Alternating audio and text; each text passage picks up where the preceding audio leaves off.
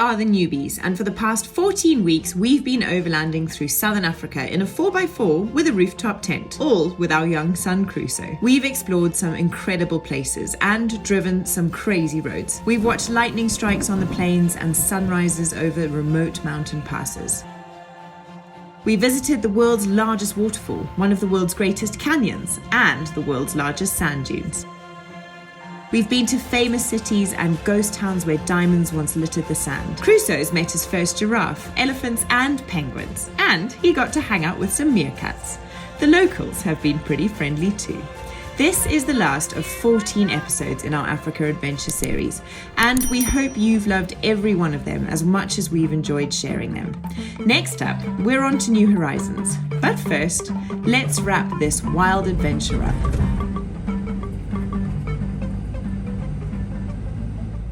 So, we're on our way to Africa's largest and most remote game reserve, the Central Kalahari, where we will be wild camping in a campsite that doesn't even have ablution facilities, bar a hole in the ground and a bucket with a shower attached, for which you need to bring your own water. If we just check in with everybody, see how we're all feeling about that. Crusoe, how are you feeling about that? As long as I got a chip, I don't mind. Don't mind. I am apprehensive. We were wild camping pretty much in Chobe, weren't we? We were. In Chobe, they told us if you need to go to the toilet during the evening when it's dark, you have to drive there, even though the toilet was only 10 minutes away from us. Which is a bit... Sorry, 10 metres. 10 metres away from our tent. Which is a bit hectic when hectic. You have a rooftop tent. You can't just drive your car there in the middle of the night. And if you watched our video from a couple of weeks ago, you'll remember that in the middle of the night, there was a scuffle, wasn't there? Yeah. With the lions and the elephant. And it was quite close to our tent. We don't know whether that's going to happen where we're going right now. It wouldn't surprise me. We drove past a dude in that other place we were. Time for a chip. Crusoe's apparently starving hungry, even though he's done nothing but eat all day. Chip. We drove past somebody the other day and stopped to talk to them and said where we were going, and they said, oh yeah, there's a resident leopard in that campsite. We'll be keeping a close eye on Crusoe and his wanderings. He does like to wander nowadays. Anyway, we're stopping off quickly at this very small supermarket just to see what provisions we can get, and then we're off into the wild. Yeah.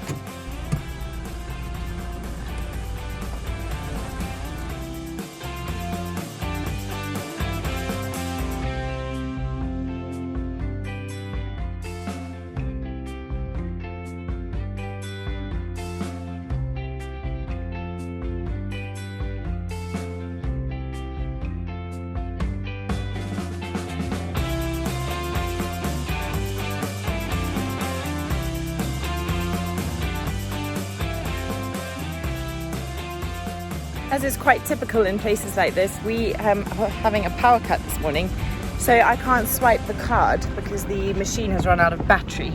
So we have to see if we've got enough cash. How much cash have we got? I don't know, not much. Their machine's out of battery because of the power cut. Yeah. What does that mean if we haven't got any cash? What does that mean? Well, we're going into the desert with nothing. I don't think we've got enough water. Okay. We've got a 250. Okay, let's have a look. Fingers crossed we don't need this anywhere else.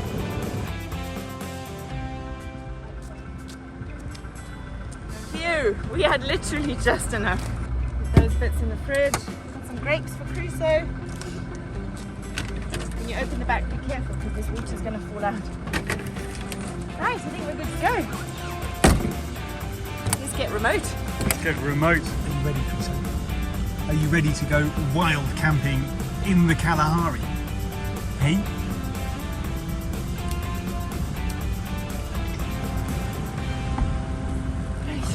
Oh, I'll take that thing off. Look what Mum found for you, Crusoe. Grapes.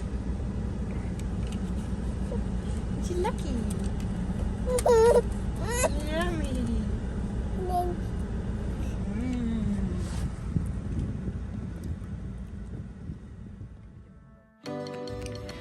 And so off we went, not really knowing what to expect, except that we were headed towards Africa's most remote game reserve, which is quite some claim to fame. The drive was, as is usually the case in Botswana, absolutely beautiful and completely wild.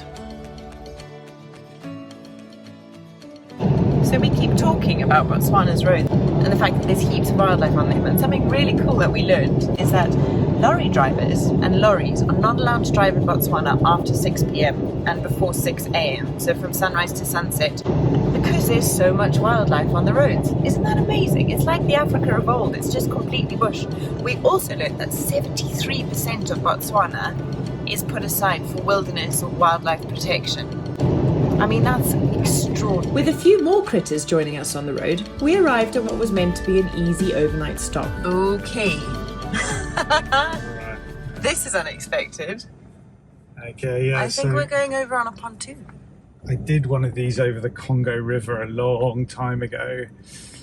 I don't want to drive up there. Nightmare. Uh-oh. This is not going to be fun. Well, we knew the next few days were going to be a lot harder work than our lovely swanning around at the pool at Planet Baobab. So Yeah. here goes nothing. We'll find out what's going on here. Somebody's I wouldn't going to... bother with the mask. No, probably not.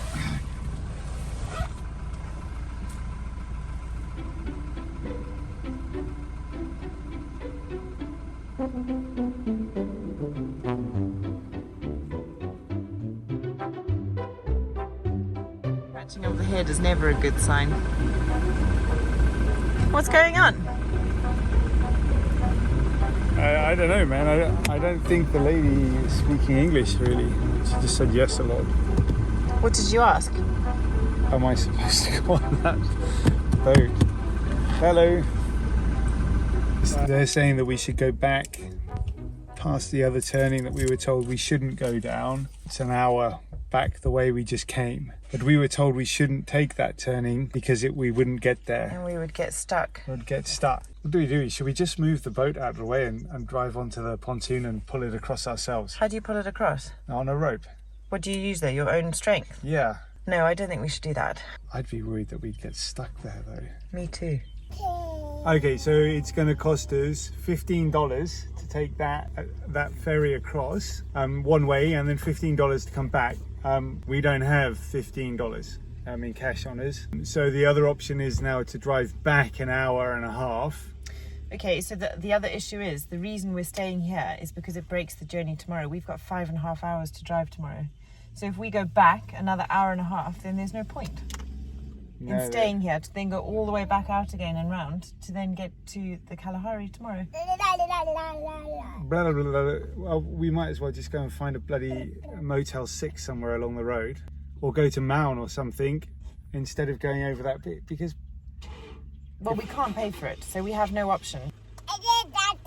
Okay. No one said anything to us about a pontoon that's going to cost $30. Yeah, do you know what? Number one, I'm not keen on driving on that ramshackle thing anyway. And number two, we don't have $30. Right, let's go and find a different route. Looking back now, that stop feels as though it was a sign of things to come. But we pushed on in search of somewhere to park up for the night.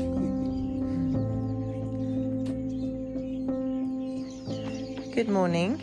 Good morning. Yesterday we decided not to get on that pontoon.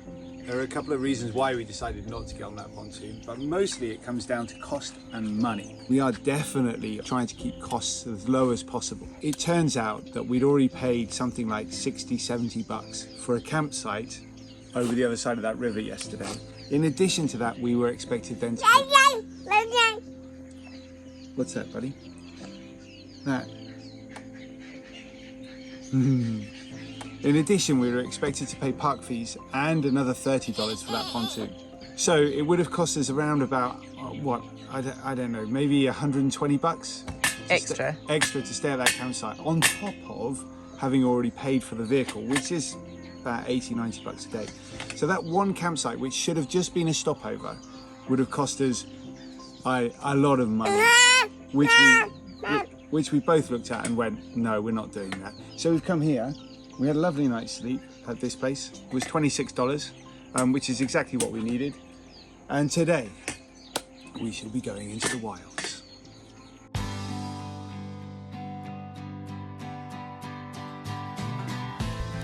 Google was telling us that it was going to take us 4 hours to do 80 kilometers. which means we were going to be going very, very slowly. I'd done some reading overnight about the access roads into the Kalahari, and they're seriously weather dependent. If there's been heavy rain or bad weather, then you can definitely expect to be travelling at a snail's pace. We had listened to thunder out over the plains all night, but thankfully it must have heralded rain elsewhere, as the drive took us about half the expected time, and we rather apprehensively arrived at the Motswere Gate and entered the infamous Central Kalahari.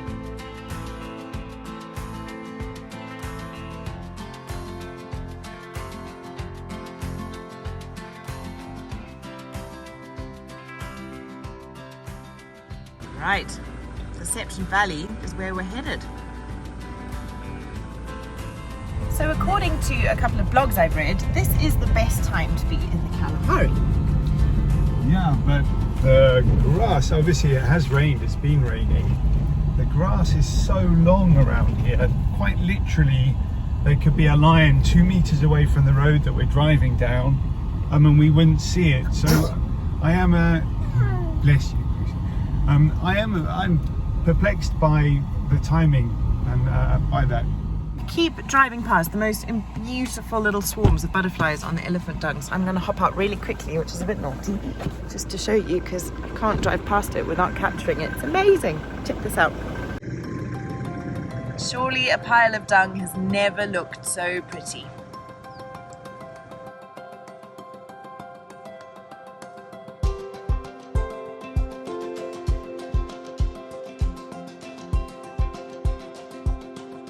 Okay, home sweet home.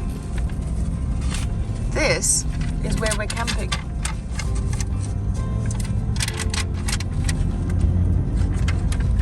Sure. A lot of long grass around, isn't there? We're going to have to keep a very close eye on the little man. Yeah. Great. Let's have a coffee. Let's have a coffee. Good driving, darling. I don't know if John told you this morning. Packed the tent up and then thought the keys were in the tent, so I had to unpack it again. That day. And they weren't in the tent. Yeah. It has been a couple of those days. Not easy.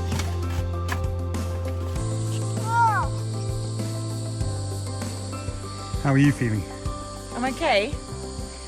This is hardcore for sure. We're meant to have a bucket to be able to have a shower, but somebody's pinched the bucket, so that's not happening. Yeah. The toilet's a hole in the ground. We've got no fences. The grass is really high, so it's a bit disconcerting to not be able to see anything. Yeah, I think I'd be all right, but you know, the tall grass is really like, you know, what is in that grass? I don't know what's in that grass. That makes me feel pretty nervous tonight. Getting out of that tent to have a pee in the middle of the night is going to be gnarly. Yeah, we're going to have to keep a very close eye on Crusoe. You know, risk and reward at the moment is quite unbalanced. Yeah. I haven't even seen a giraffe. I know. Okay. I think it's a change of plan. We've been here for about half an hour. We've had a cup of coffee. Half a cup of coffee. Half a cup of coffee. Yeah. And I think I must have had at least 10 ticks try and crawl up my leg. Yeah, I think so we're surrounded by long grass everywhere on each corner of this park here. It is a beautiful park up spot, and it's far away from everybody else, so there's nobody else around, and even the next park up spot is about half a kilometre away, so it's really remote, it's really wild, it's very beautiful. And if it was just the two of us, I would be buzzing with excitement to be here. The long grass around here means that there are a lot of ticks in the area, which means we can't put Crusoe down, and we can't not put Crusoe down for 2 days. It's just not feasible. It's not fair on him. It's not easy for us. I must admit, I am very disappointed about all this and frustrated, and I feel very responsible for it. You know, I planned this itinerary, and here we are in a place that's just completely unsuitable for what we need. And I should have known better. I should have done more research. I should have understood a bit more about where we're going. Anyway, it is what it is. We put it down to experience. But as John says, when the risk-reward balance doesn't feel right, Crusoe is our #1 priority. And we have to make decisions that are right for us. So as much as I would love to just be, you know, all wild and out in the middle of nowhere and kind of making the most of this experience, it's not the right thing and we've got to go.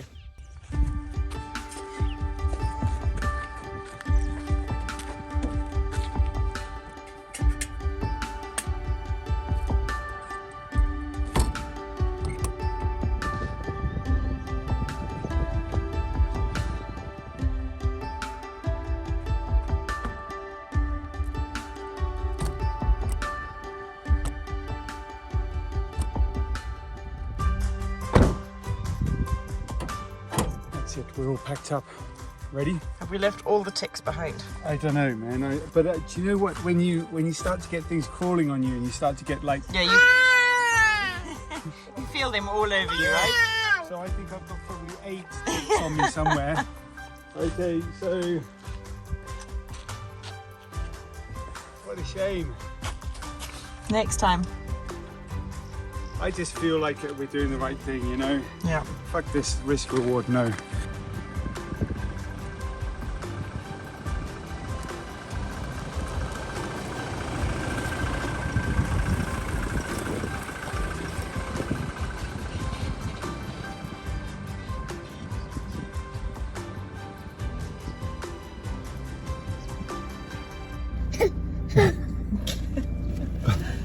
All right, so Crusoe's just driven us out of camp. We haven't spotted any wildlife still. So the question is, what do we do now? The sad thing is the best time for wildlife is early in the mornings and late in the evenings, but we can't be here then. Right. Crusoe's just learning about windscreen wipers.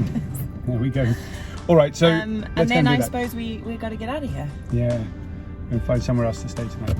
Good. Well done, Crusoe. Not today. We don't need windscreen wipers today. They determined little face. Are you happy? And so it was sadly goodbye to the Central Kalahari, a place of legend in the safari world, and probably one of the wildest camping experiences to be had in Africa. Never mind, there is always next time. And it seems in terms of wildlife, we'd saved the best for last, because our final stop on our journey through Africa was something straight out of paradise. Coffee is on the boil and we survived. We did. On Kalahari, or lack thereof, experience. We did. We're packing up this morning because yesterday we saw on the map that there's a conservancy, a wildlife conservancy, right next door to here. In fact, if I look over there, I might see a rhino. So the plan this morning is, we're up early, we're going to go over that way. We've heard that there are even leopards in there. So, you know, eat your heart out, Kalahari. We couldn't see anything there. We're going to go and have a look over here. And today is going to be all about rhinos, I think. Right then, my fuck lipping heck, that's a drop. There we go. Here we go. Here we go. Cool. Here we are. Okay, where's the office? We are at a rhino sanctuary. All right. On our way in to see possibly rhino. Crusoe's just spent the last half an hour giggling away in the back. For whatever reason.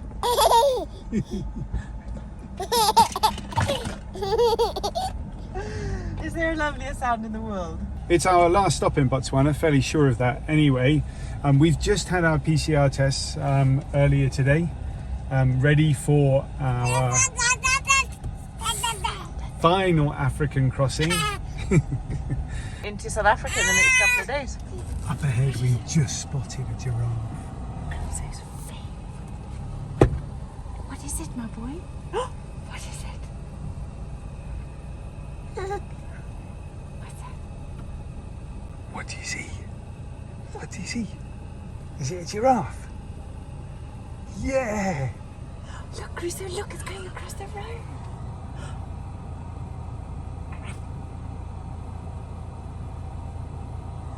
What's that? Wow.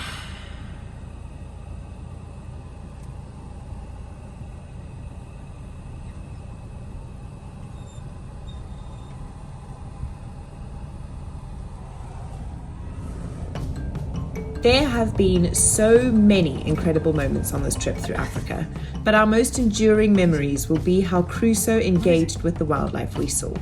Spotting giraffe out the windows was a real thrill for the little guy, and his second word was rough, after nyam, of course, and we love that. To show him a world of wilderness and wild things is a true privilege that we don't take lightly, and it inspires us to keep working hard at making this life work for as long as we can. Well, we found the rhino. They're about a kilometre away from us in that direction. I'm not sure whether we're going to be able to see them or not any closer than what we are. Crusoe's getting fed up. I think we're all getting a little bit tired just driving around in circles looking at bush at the moment, so we might call it and say that's as good as it's going to get. Hang on a minute, there's a road. Let's go down this one. God, there's actually quite a lot of rhinos. Yeah, there are really a lot of them. The warthogs as well. Oh, that's and nice. impala and zebra and wildebeest. Gosh, this is the place to be. This is the place to be. We accidentally stumbled upon a Garden of rhino Eden. party. Look, what a place. Isn't it? It's Yeah. like the Garden of Eden. Beautiful. There's literally everything here. What can we see? Zebra, impala, warthogs, wildebeest, rhinos, vultures. 6 different species of creature. No cats. No cats. And a springbok. 7. Springbok. Amazing. That is a very magical end to our time in Botswana, isn't it? It is. Do you know what? If I'd have known this place existed, I'd have probably sacked off the Kalahari straight away. All that bumping around. Just come straight here. Just come straight here.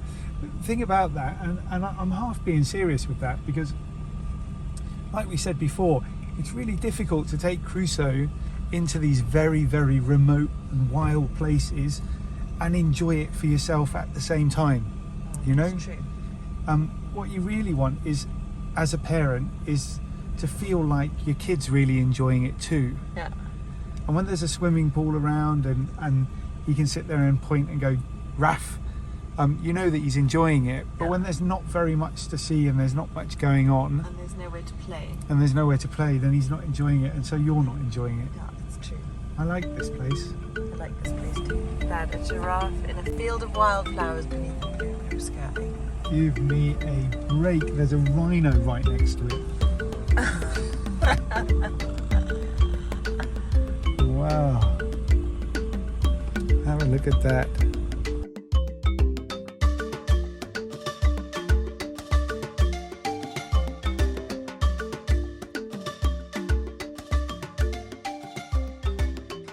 So there you have it, our final campsite of the trip. Definitely feels sad. It's been quite the journey, starting in Cape Town, taking us all the way through Lesotho, Namibia, Botswana, and here we are. And this has been a pretty magical end. The next morning, as the sun rose over the Botswana wilderness, we packed up and made our way towards South Africa, where we said goodbye to our trusty home on wheels and hopped on a flight. Where to? Well, you'll have to tune in next week to find out. But to put it mildly, we've had a massive culture shock.